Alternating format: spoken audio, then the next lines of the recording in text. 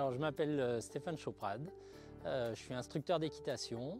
Ça fait un peu plus de 30 ans que je suis passionné par les chevaux et que je monte à cheval.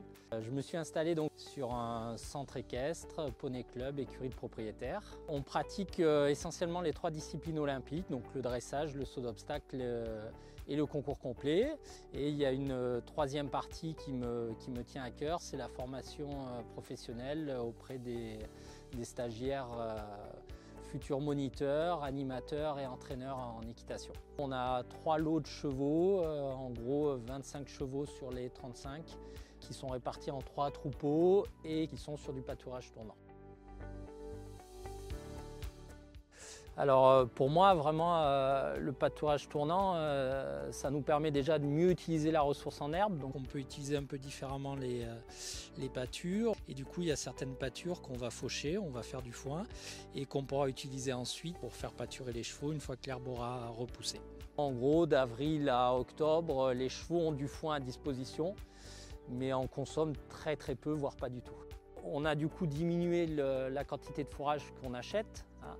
C'est possible effectivement d'avoir le cheval au pré et de faire de la compétition sur un niveau amateur, même au-delà. Ça se retrouve dans le bien-être des chevaux et dans leur état mental quand ils sont en cours. C'est globalement une cavalerie qui est très apaisée et avec pourtant des chevaux de sport et des chevaux des fois avec du sang. Alors les lots sont plutôt créés par rapport à l'utilisation des chevaux. Donc on a un lot sur les chevaux d'école qui vivent ensemble et qui du coup sont utilisés dans le cadre de l'école d'équitation. Après il y a un lot sur des chevaux qui sont à la retraite, donc pour assurer un troupeau assez régulier et une certaine sérénité et peu de mouvements de chevaux en fait dans ce troupeau-là. Et après il y a un lot de chevaux qui sont des chevaux en pension, donc au pré. Alors les pâtures sont de taille différente, ça dépend un petit peu de la configuration des terrains.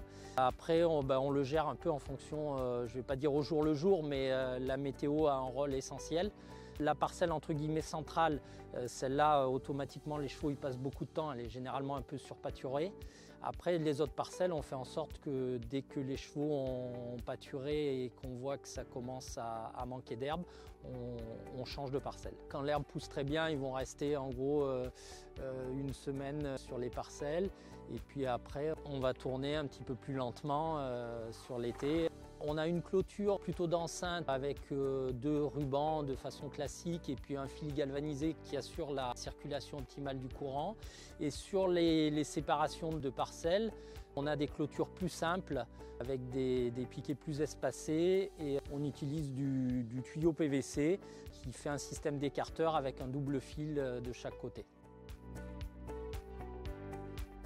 Forcément, il y a un petit peu plus de travail sur l'entretien des clôtures, puisqu'on va, il y a l'entretien classique des clôtures et puis on va une à 2 fois par an au moins passer la faux thermique sous l'ensemble des clôtures pour éviter la pousse de ronces ou d'herbes trop hautes qui vont empêcher la circulation du courant dans les clôtures.